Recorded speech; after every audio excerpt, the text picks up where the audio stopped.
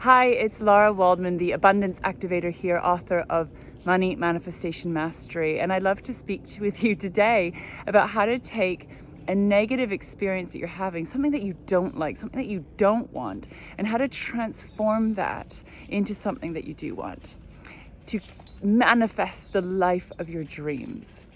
It's really fascinating to me.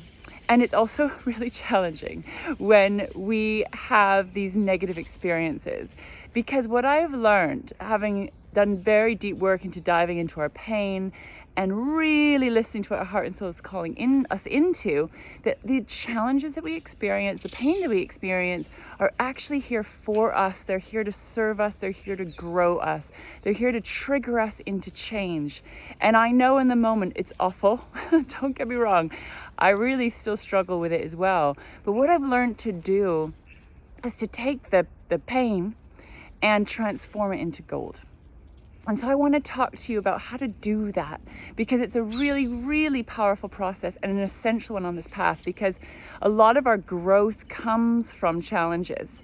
And it doesn't have to be that way, but often if we have programming of hard work, life being difficult, fighting for what you want, you're going to keep recreating those sorts of experiences. So you just have to work with what's showing up, with where you are now, in the knowing that life is here to kind of serve you, grow you, help you to ultimately get what you want.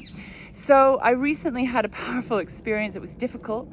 And I went in and really looked at, okay, what is this? What is going on? And I was frustrated because what was showing up was what I didn't want. I didn't want that experience.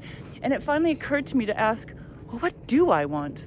What do I want as my experience here? And I can't tell you how challenging that was for me in that moment. Because in this trigger, there was a lot of pain. There was old trauma. It was triggering my deep family stuff that happened, my family breaking up, my mom leaving, all of this immense pain. So through the pain of my past, what I've done and what I did was hide a part of my heart, hide a part of my truth. I shut down my wanting because I knew that I wasn't going to get it. And it was too painful to feel the lack, to feel the not having what I want.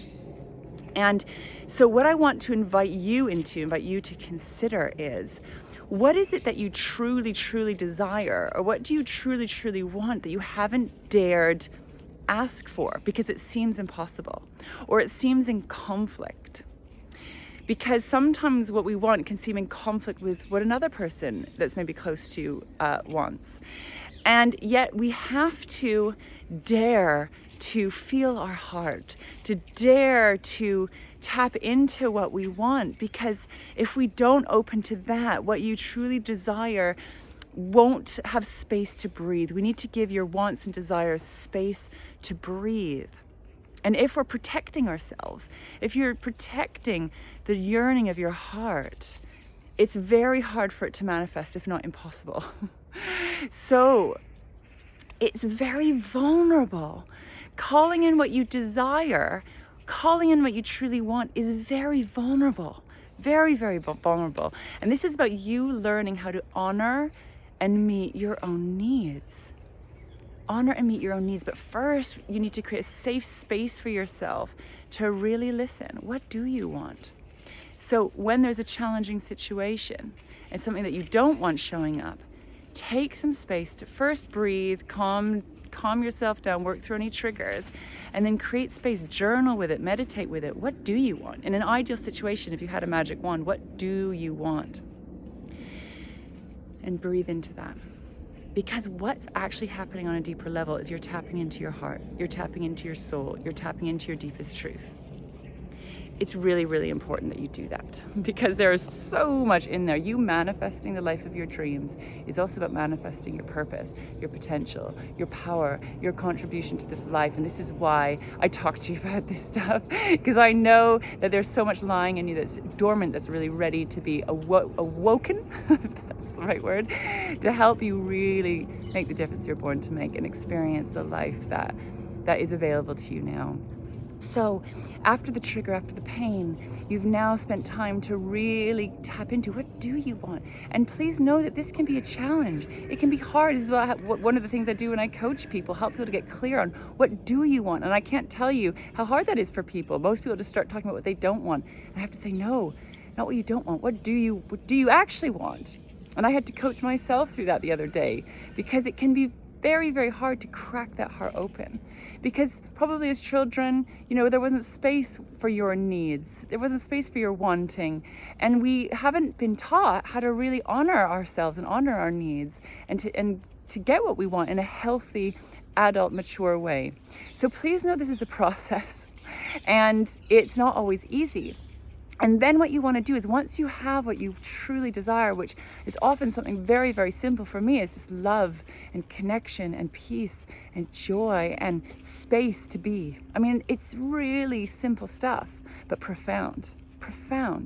Then you want to take care of your wants, take care of your dreams, take care of your desires. Hold your heart with the deepest love and regard and look after it. For now, all you need to do is hold it, love it, see it, witness it, take care of these parts of you. And what happens is your heart starts to open. The part of you that knows how to consciously create your life starts to open. It starts to activate. It starts to bring down the walls of protection, the barrier walls, and opens up space, opens up doors for you to be able to start to receive. But it's very vulnerable. So please know that you need to be with the vulnerability. And you might have to meet some old pain. You might have to meet some old sadness. You might have to meet all sorts of interesting feelings, but that is part of the healing journey, part of the transformation journey. So I would love to know what your heart is calling in, what you truly desire to experience, to have. And I want you to courageously hold space for this part of you, to take a risk and feel yourself, and then nurture this part of you. Look after it. It doesn't mean you need to go and do anything even in terms of active in the external world yet. We want to hold this part of you sacred. Hold it safe. You need to feel safe in order to open your heart. So that is the step one. So if you like this video, please like it. I would love you to comment below and let me know what you're calling in. I will hold your heart in my heart, and together we rise in our beautiful, open, abundant hearts. And if there's anyone that you think would benefit from this information, please share. Let's share the love and awaken hearts all around the world. Sending you so much love, and speak to you soon.